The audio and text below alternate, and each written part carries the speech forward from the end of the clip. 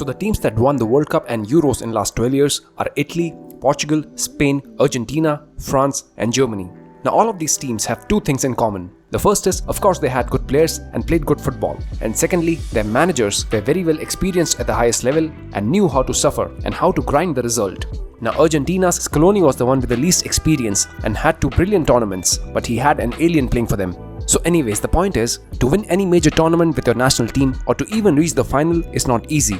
It takes time to get an understanding of the players at your disposal, their play style, what system would suit them, implementing that system and so on. And because the players spend lesser time with their national teams, managers have limited time to align everything. So ideally, one would expect the big teams to have the most experienced and proven managers. So when Spain announced that they would be signing Luis De La Fuente to replace the treble winner Luis Enrique, many fans, including myself, had doubts. But based on what we have seen so far, it won't be a stretch to say that Luis De La Fuente seems to be the real deal. So in this video, we'll try to explore the person, so we get an understanding as to what kind of football he has played so far and what can we expect from him going forward. Now Spain has been one of the big names in international football. They have won Euros 3 times and World Cup once. They won the Euros in 2008 with Luis Aragonés, and then with Del Bosque in charge, they won the World Cup and the Euros again. And they won these 3 tournaments back to back within a span of 4 years. And this was never done by any other team in the past. Their manager since 2008, Vicente Del Bosque, has been one of the biggest names in Spanish football. He has won multiple trophies as a player and as a manager with Real Madrid, and he's the only manager to have won the Champions League, the Euros and the World Cup. And he managed the Spanish team for almost 8 years. So replacing him was never going to be easy. Anyways, the one to replace him was Julian Lopetegui in 2016, and for some time the Spanish team was playing well under him, but just before the 2018 World Cup he was sacked because he had an agreement with Real Madrid to join them after the tournament ends, and the Spanish FA was not happy with that. Fernando Hierro was their manager for the World Cup and Spain were disappointing. And after the World Cup ended, Luis Enrique became their manager, although he took a break in 2019 when Roberto Moreno was in charge, but Enrique has been the Spanish manager for a long time, and Spain was expected to win big things with him, as he had delivered a treble for Barcelona. But that could not happen, and he left after getting eliminated in the round of 16 by Morocco in 2022 World Cup. And now it had been 10 years since they won any major tournament. And throughout this time, big names like Xavi, Iniesta, Ramos, Casillas, Torres, David Villa, Xabi Alonso all had retired or stopped playing for the national team. And the current team although had decent players, but they were no star players like they had previously. So the next managerial appointment was going to be an important one, as this new Spain would need a strong figure to get going. And in comes Luis De La Fuente, not the biggest name in football. So for obvious reasons, fans were not excited. In fact, they were concerned because he had no experience with a senior side in top flight. Apart from the people in Spain, not many knew about Luis De La Fuente. He was born in 1961 at Haro, a town in La Rioja province of northern Spain. As a player, he graduated from Athletic Bilbao's youth system. He played as a left back and made his senior debut with the reserve team in Segunda B in 1978. Then made his La Liga and the first team debut on 8 March 1981 at 20 years old. Bilbao was a big name in Spain back then, and with them he won 2 La Ligas, 2 Copa del Reyes and a Supercopa de España. Then he signed for Sevilla in 1987 and played with them on a regular basis before returning to Bilbao in 1991, where he was a bit part player. Then joined Alaves in 1993, who played in the 3rd tier, and after a year with them, he retired at the age of 33. And although he represented Spain in under 19, under 21 and 23 and also for their team in the Olympics, but he did not play for their first team. So he had a decent career as a professional footballer. His first managerial job was in 1997 at Club Portugalete. They used to play in the regional league that operates under the Basque Football Federation. Then in June 2000, he was appointed by Club Oreria of Segunda B, but despite of a 7th place finished, he was sacked the next year. Then from 2001 to 2005, he worked in Sevilla's academy before returning to Athletic Bilbao, initially managing the youth teams and reserves, then acted as match delegate for 2 years. Then again he went back to coaching the youth teams. He was at Bilbao since 2005 till 2011, and in July 2011 he joined Alaves, and for the first time he became the head coach of a first division team, but unfortunately he could only last till October of that year. Now if you are being honest, so far his managerial profile hasn't been that impressive, but in 2013 he becomes the manager of Spain under 19s, and in the 44 matches he managed, they won 30, drew 6 and lost 8.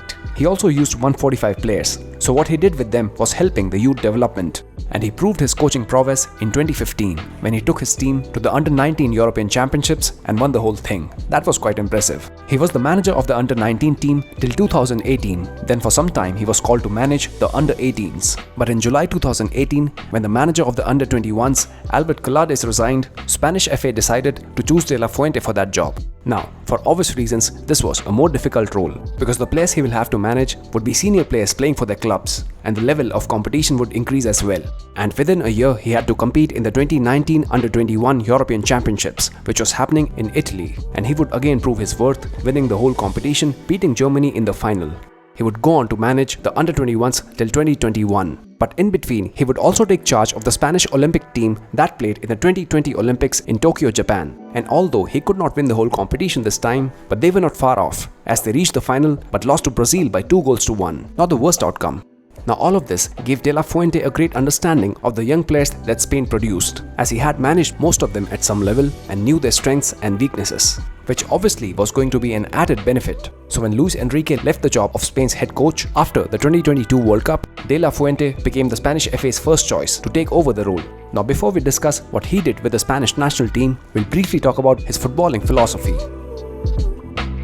Now Spain traditionally has been a team that plays possession-based football and have more technical players. But De La Fuente's philosophy was influenced by his background of coaching in the youth setups. He likes working with players who are familiar to him and are not high maintenance. He had a chance of calling experienced players like Ramos or Isco, but he opted against it. Major part of the reason was because he has played and won with the current players while they were young, so he can mold them in any way he wants, and the players will trust him. Many of the current players have played under him in the past. I mentioned before that he won the European Championships in Under-19 and Under-21 levels, and both sides had members of his current squad. Players like Rodri, Dani, Olmo, Fabian Ruiz were a major part of that team, and the importance of those players in his current squad is evident. Under De La Fuente, Spain does dominate position but also use more traditional centre forwards. His style of play is a good balance between the physical and position-based football. He prioritizes playing through the middle. He sets his team up in a 4-3-3 formation in the build-up, with a back four, one number 6, two number 8s and a front 3. The fullbacks are usually very wide, forcing the opposition wingers to the wider positions. That also pulls apart the opposition midfielders, opening up the passing lanes from centre-back to midfield.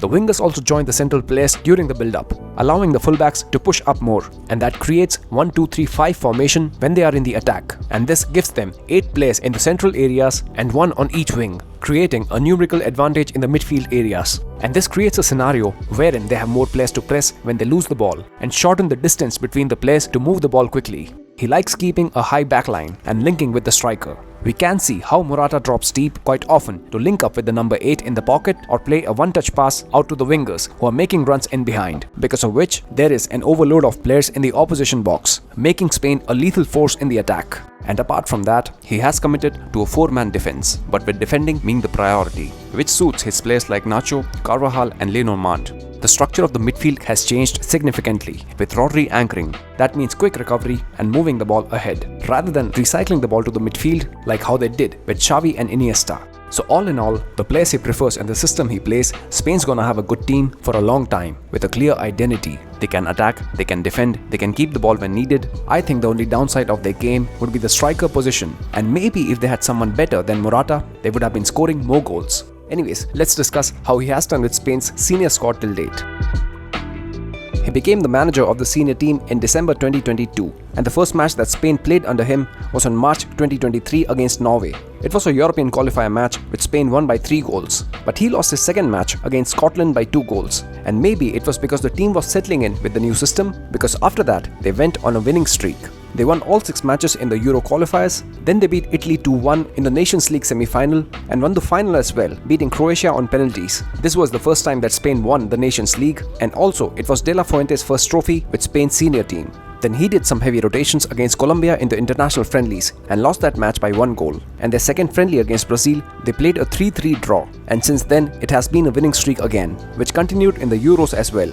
Now, however they have performed till now, Euros were going to be a real test. And if I'm being honest, Spain was not the team that would go ahead in the tournament according to the pundits. And they got placed in the group of death with Croatia and Italy. And if you saw the preview of Euros, them getting eliminated in the first few rounds was not a far-fetched thing. But in their first match, they beat Croatia by 3 goals. And they played great football. Now maybe Croatia was not at their best because it was the first game, but then they beat Italy in the second match and qualified for the round of 16. Then De La Fuente played his second team versus Albania and beat them as well. They were the only team in the competition with a perfect record before the round of 16. And in the first knockout match, they faced Georgia, whom they thrashed by 4 goals. Then in the quarterfinals, they played heavy favourites Germany, and it was a great game of football as both teams were good. But in the end, they beat Germany by 2-1 and then met France in the semi-finals, who although had not played the best football this Euros but is always a favourite. And France scored a goal within 10 minutes of the start. And now it was going to be a test of character for De La Fuente's men, and they proved themselves, winning the match by a scoreline of 2-1 with sublime finishes by Yamal and Dani Olmo. And Spain under De La Fuente will now play the final of the European Championships for the first time in 12 years.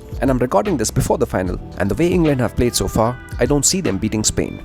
Now, Spain throughout the tournament played good attacking football, conceded just 3 goals, never sat back or played negative football. All in all, this was going to be a challenge for De La Fuente, and he impressed. One thing that I observed with Spain was their team did not feel like they needed more time to settle. Like you see with other big teams like England, France, Portugal, Italy, all of them felt like their managers need more time to know their best 11 or figure out the best tactic for his team. But with De La Fuente, it feels like they have been playing together for past 5 years. Like he has a great level of understanding with his players. But anyways, let's see what happens in the final and if De La Fuente can help Spain winning their 4th European Championship. You guys let me know your thoughts. I'll respond to every single comment. Like this video and subscribe to Football Ledger, and I'll see you on the next one. Ciao.